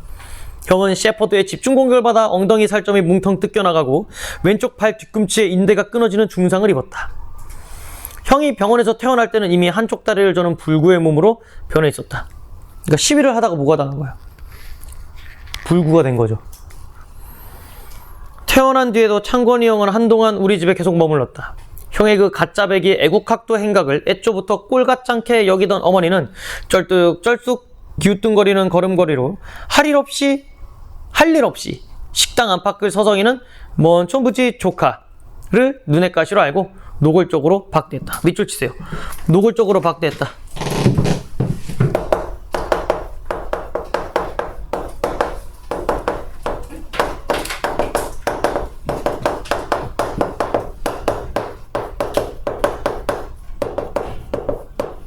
그러니까 엄마는 우리 창건이 형을 싫어했죠? 뭐 이런 걸 하고 말이야. 그래서 우리 식당에 빌부터 눈칫밥이나 축내며 지내던 어느 날 형은 마침내 시골집으로 돌아갈 결심을 굳혔다. 왜냐면은 우리 집에 얹혀 살면서 뭐 돈을 내, 돈을 벌어와, 도움을 줘, 그런 게 없잖아요. 그 다음에 떠나기 전날 밤 창권이 형은 보퉁이를 다 꾸린 다음에 크게 선심이라도 쓰는 척하면서 내게 금장 회중시계를 만져볼 기회를 딱 한 차례 허락했다. 행여와 닳기라도 할까봐 오래 구경시키는 것마저도 꺼려하던 그 귀물단지를 형이 내 손에 통째로 맡긴 것은 그때가 처음이자 마지막이었다. 피난민 시체로부터 받은 선물이라고 주장하던 그 회중시계가 내 작은 손바닥 위에 제법 묵직한 중량감으로 올라앉아 있었다. 등잔불 그늘 안에서도 맑고 은은한 광의를 발산하는 금시계를 일삼아 들여다보고 있자니 마치 형의 금빛 찬란하던 한때를 그것이 째깍째깍 증언하는 듯한 느낌이 언뜻 들었다. 전쟁 기간을 통틀어 형의 수중에 남겨진 유일한 전리품이었다. 그러니까 뭐야? 형이 열혈 애국 청년 하면서 얻은 건 뭐밖에 없어? 이거밖에 없다는 거야. 그러니까 이용당하고 버림받은 거야. 형이 옳았어. 회중시계를 되돌려주면서 형의 호의에 대한 담례 삼아 뭔가 형에게 위로가 될 적당한 말을 찾느라 나는 복잡한 머릿속을 한참이나 뒷장질하지 않으면 안 됐다. 멧돼지가 아니었어. 메시지가 맞는 말이요. 밑줄 치세요. 이거 왜 갑자기 내가 형 위로하려고 얘기한 겁니다. 그래서 거기 밑줄 치고 나가 생각한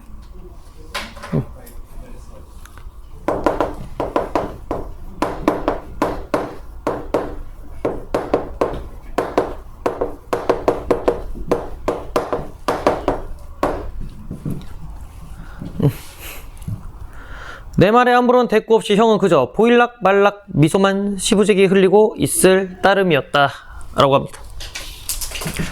이것도 바로 그 문제 풀어보세요. 금방울전 이거 뭘까요? 이거 기억나냐? 모의고사 했던 거? 금방울전? 그때 여자 구워주던가. 이거 리얼 금방울이에요. 금방울이 진짜 사람처럼 행동하는 거야. 금방울이었지? 리얼 골드, 리얼 방울 딸랑딸랑. 리얼 금방울이야. 여기 나온 금방울이. 막 방에 있는 눈치. 진짜 방울임. 진짜 방울이야. 근데 얘가 능력이 개쩔어. 뭐예요? 얘가 사실은 뭐 바다 용왕의 딸인가 그래. 용왕의 딸이 변한 거야. 금방울로. 그래서 금방울, 진짜 이 금방울이 능력이 있어서 여기서 나오는 그 누구지? 이름이? 해룡? 해룡을 도와줘요. 왜 봐봐. 아프면 죽여요. 봐봐. 전생에 부부였던 남의 용왕의 딸과 동의 아들의 용왕 아들은, 그러니까 남의 용왕의 딸이 금방울로 환생하고요, 동의 용왕의 아들은 해룡으로 환생해요. 그러니까 얘 신화 아니에요? 신화 같은 거예요? 소설이에요? 그냥? 그건 소설이에요. 소설이야. 구라. 근데 개수구라예요. 그 소설이에요. 그래서 아니 하필 환생을 해도 씨발 금방울로 환생하냐. 존나 불쌍하게. 한심해요. 어쨌든 해룡은 피란 도중에 부모와 헤어져 장삼과 변씨의 집에서 자라게 되는데, 자, 변씨 밑줄 치세요. 변씨가요 해룡을 학대하는 인물로 나오거든요.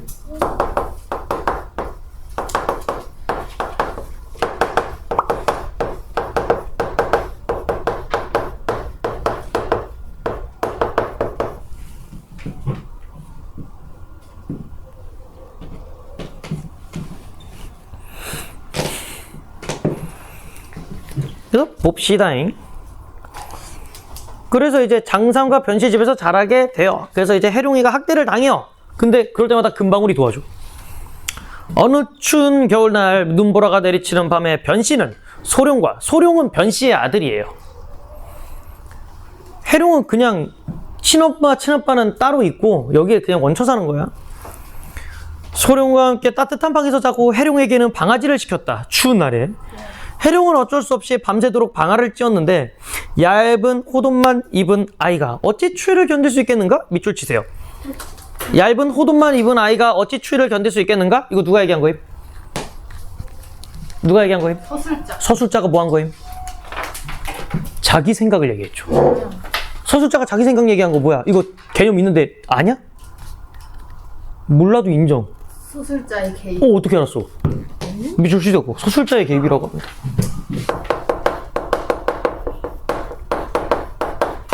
서술자의 개입 또는 다른 말로 편집자적 논평이라고 하거든요. 이거 들어본 적 있어요? 아니에요? 이거 이제 알아두셔야 돼요. 왜냐면은 보통 소설에서 서술자는 자신의 생각 얘기해 안 해? 상황만 전달해 줄 뿐이지 안 해. 근데 이제 옛날 고전 소설 같은 경우는 이렇게 얘기를 해요. 어찌 이러지 않은가? 이거 너무 개새끼 아니냐? 막 이러면서 얘기해. 지 생각을 독자한테. 그래서 이런 걸 우리는 이렇게 얘기해요. 어떤 인물에 대한 평가나 상황에 대한 평가를 내리는 걸 서술자의 개입이라 합니다. 고전 소설 특징이에요. 추위를 이기지 못하고 잠깐 쉬려고 제 방에 들어가니 눈보라가 방 안까지 들이치고 덮을 것이 하나도 없었다. 해룡이 몸을 잔뜩 웅크리고 엎드려 있는데, 자, 여기 괄호쳐. 갑자기 방 안이 대낮처럼 밝아지고 여름처럼 더워져 온몸에서 땀이 났다. 뭐야 갑자기? 그거 괄호 닫아. 비현실적 요소죠. 우린 이거 고전소설 특징이거든요.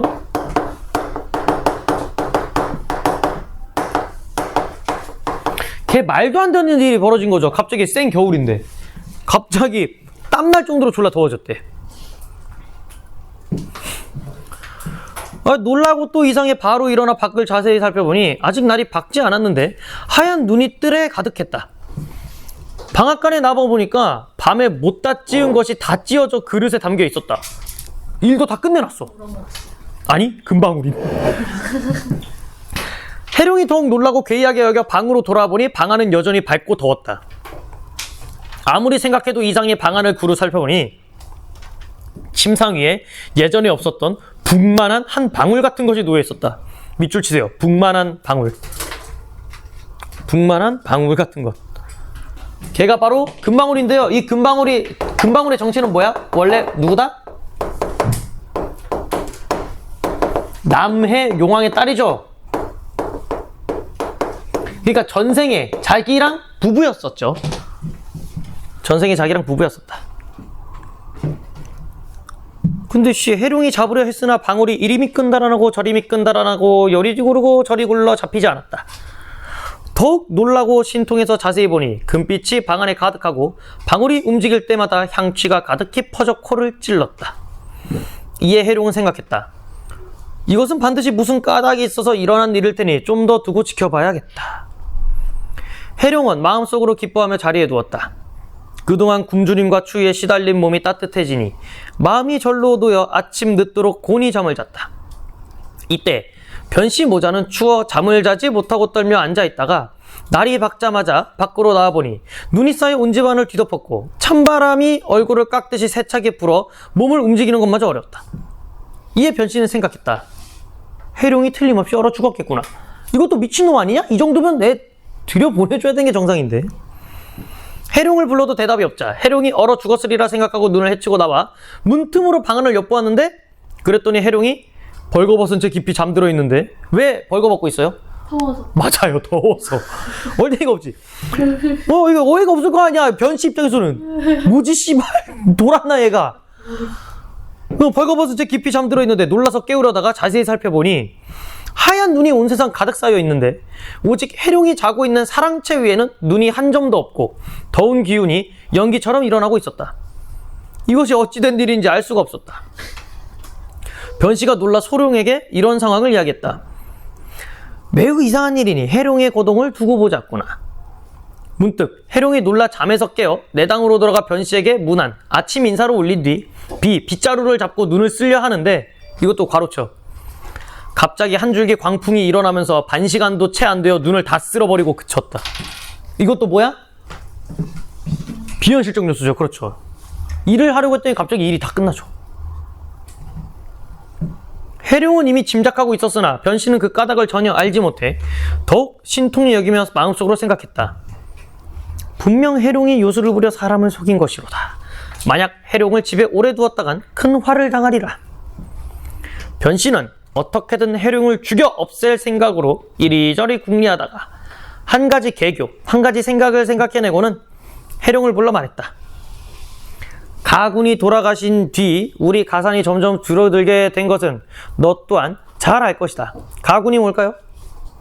남에게 자기 남편을 잃은. 자기 남편. 그러니까 우리 남편, 내 남편이 돌아가고 죽고 우리 집안이 점점 기울고 있다. 구호동에 우리 집 논밭이 있는데 근래에는 호환이 자주 일어나. 밑줄 치세요. 호환이 뭐냐면 호랑이로 생기는 안 좋은 일입니다. 네.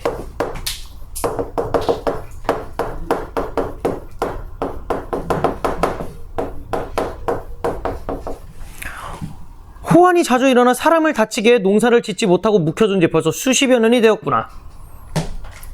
이제 그 땅을 다 일구어 너를 장가 보내고 우리도 너 덕에 잘 살게 되면 어찌 기쁘지 않겠느냐? 이거 뭔 소림? 나가라. 너 뭐 해라?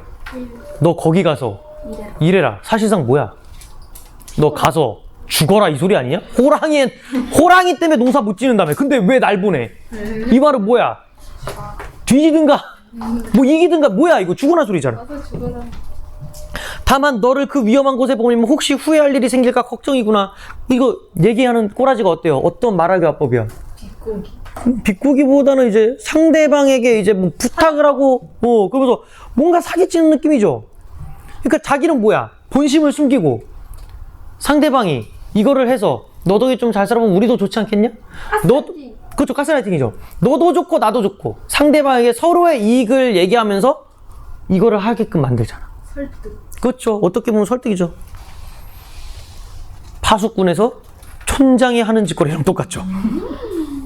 아 맞네. 얘네들 교과서 똑같구나. 다행이다. 설마 아직도 파수꾼 안 본 사람? 씨발로마! 빨리 보라고! 안 돼. 개 늦어 진짜. 진짜. 아니 저 새끼 그래서 일요일날 나오기로 했어. 일요일 몇 시 온다고? 1시요. 오케이. 1시에 710호 가면 돼. 네. 응. 해룡이 기꺼이 허락하고 농기구를 챙겨 구호동으로 가려 하니 변씨가 짐짓 말리는 채 했다. 진짜 말리는 거야? 아니요. 말리는 척 한 거죠? 가지 마. 여기 가라는. 죽이려고. 이에 해룡이 웃으며 말했다. 사람의 목숨은 하늘에 달려있으니 어찌 짐승에게 해를 당하겠나이까? 이 새끼 내가 봤을 때 금방울 믿는 거임 지금. 방울 믿고 깝치는 거일 수도 있어요. 근데 아직 모를 거예요. 그걸 괄호치세요. 사람의 목숨은 하늘에 달려있으니 어찌 짐승에게 해를 당하겠나이까? 이게 운명론적 태도라고 합니다. 소설에서. 주인공은 운명론적 태도다. 근데 고전 소설은 거의 다 운명론적 태도예요. 뭐 내가 이렇게 된 것도 다 하늘의 뜻이다. 뭐만 하면 다 하늘의 뜻이야. 자기 노력이 아니야. 잔돼도 잘 돼도 하늘 탓, 안 돼도 하늘 탓. 해룡이 가벼운 발걸음으로 집을 나서자 변씨가 문 밖에까지 나와 당부하며 말했다. 잘 다녀오너라. 끝까지 가식이죠. 해룡이 공손하게 대답하고 구호동으로 들어가 보니 사면이 절벽으로 둘러싸여 있고 도망갈 데도 없고 그 사이 작은 들판 하나가 있는데 초목이 아주 무성했다. 해룡이 등나무 덩쿨을 붙들고 들어가니 오직 호랑이와 표범, 승냥이와 이류의 자취뿐이요. 맹수밖에 없죠. 인적은 아예 없었다. 해룡은 조금도 두려워하지 않고 옷을 벗은 뒤 잠깐 쉬었다. 해가 서산으로 넘어가려 할 무렵 자리에서 일어나 밭을 두어이랑 갈고 있는데 그 와중에 밭 갈아요. 갑자기 바람이 거세게 불고 모래가 날리면서 산꼭대기에서 이마가 흰 칡범이 주홍색 입을 벌리고 달려들었다. 해룡이 정신을 바싹 차리고 손으로 호랑이를 내치려 할 때 또 서쪽에서 큰 호랑이가 병력 같은 소리를 지르며 달려들어 해룡이 매우 위급한 상황에 처하게 되었다. 몇 대 몇? 1대1. 2대2? 응. 호랑이 두 마리가 달려들어요. 그 순간 갑자기 등 뒤에서 금방울이 달려와 호랑이를 한 번씩 들이받았다. 호랑이들이 소리를 지르며 달려들었으나 금방울이 나는 듯이 뛰어서 연달아 호랑이를 들이받으니 두 호랑이가 동시에 거꾸로 졌다. 이 새끼 금 아닐 수도 있어요. 금은 쉽게 깨지죠. 등병을 이만한 거 아니에요? 아니요. 여기서 나온 거 북만한 방울이 씨발 이만해요. 북만 이런 게 갑자기 으아 달려가지고 들이받으면은 이럴 수가. 호랑이 곰도 죽어요. 이 형 죽을만해. 방울 아닌 거. 그렇지. 호랑이가 씨발 이게 방울이야? 이 방울이 아니에요. 이거는 돌덩이지. 어쨌든 호랑이 뒤짐. 해룡이 달려들어 호랑이 두 마리를 다 죽이고 돌아보니 금방울이 번개같이 굴러다니며 1시간도 채 안 되어 그 넓은 밭을 다 갈아버렸다. 씨발 뭐야 이게. 인생 족같이 사네 진짜 혼자. 자 어쨌든 이거죠 다. 해룡은 기특하게 여기며 금방울에게 거듭거듭 살해했다. 해룡이 죽은 호랑이를 끌고 산으로 내려오면서 돌아보니 금방울은 어디로 갔는지 사라지고 없었다. 한편 변씨는 해룡을 구호동 사지에 보내고 사지 죽을 땅 사지에 보내고 생각했다. 해룡은 반드시 호랑이에게 물려 죽었을 것이다. 이런 거 항상 플래그죠. 해치웠나? 살았죠. 변씨가 집 안팎을 들락날락하며 매우 기뻐하고 있는데 문득 밖에서 사람들이 요란하게 떠드는 소리가 들려와 급히 나아가 보니 해룡이 호랑이 2마리를 끌고 왔다. 변씨는 어메 씨벌했지만 무사히 잘 다녀온 것을 칭찬했다. 왜 놀랐어? 살아 들어. 맞아요. 죽은 줄 알았는데 살아왔으니까. 근데 왜 칭찬해? 대단했어. 칭찬하는 척이죠. 아니죠. 이거 본심 아니에요. 본심 아니에요. 또한 큰 호랑이를 잡은 것을 기뻐하는 체하며 해룡에게 말했다. 일찍 들어가 쉬어라. 해룡이 변씨 칭찬에 감사드리고 지방으로 왔더니 방울이 먼저 와 있었다. 그래서 이거 나중에 어떻게 되면요, 방울이 열리면서 그 안에서 여자가 태어나요. 여자가 와요. 근데 그 전에 아니다, 금방울이 끝까지 간다. 나중에 괴물 죽이러 갈 때도 금방울이 따라가요. 그러니까 여자랑 결혼하는데 금방울이랑 결혼 안 해. 그 있죠, 뭐 탑에 갇힌 공주를 구하러 가거라 이런 거 있지. 퀘스트 받아 해룡이가. 우리 공주가 괴수한테 잡혀갔는데 너가 좀 구해다오 해가지고 누가 가? 해룡이가 가. 가는데 또 누가 와? 씨발 이만한 방울이 또 존나 따라와. 그래가지고 또 괴물 잡는데 또 괴물이 뭐야? 또 해룡이가 막 죽을 그 했거든요. 그때 금방울이 갑자기 막 칼 던져줘. 칼 던져주고 야 싸워 이러고 막. 그래서 또 이겨요. 금방울이 짱이네. 방울 존나 사기임. 얘도 풀어보세요. 그래서 금방울 좀 근데 자주 나옵니다.